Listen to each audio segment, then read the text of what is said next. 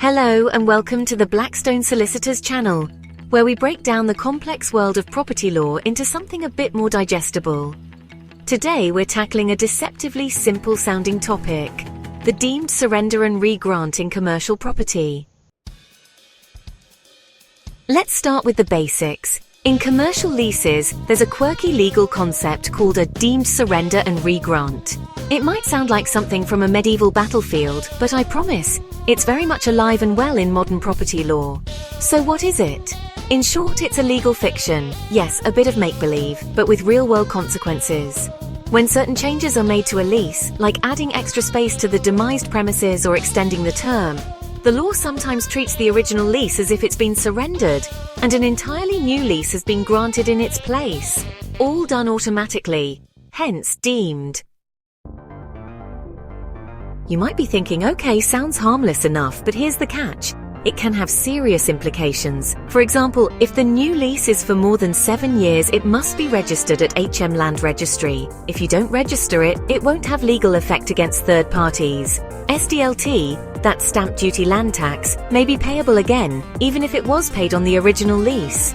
And if the original lease had guarantors or certain covenants, these might not carry over automatically. So landlords and tenants need to tread carefully. What seems like a simple variation could result in a completely new legal relationship. Let's look at what commonly triggers a deemed surrender and re-grant. Extending the lease term.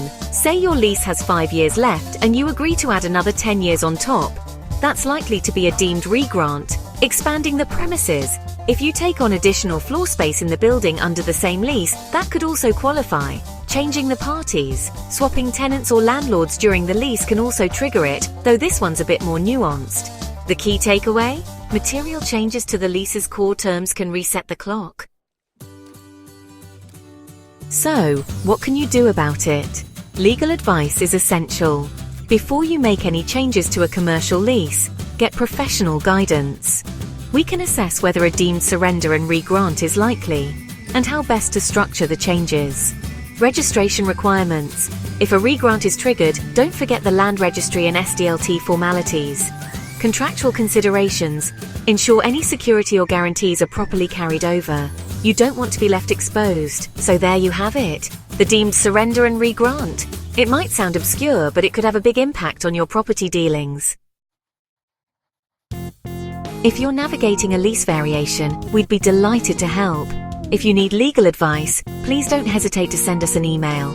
Don't forget to like, subscribe, and thanks for watching.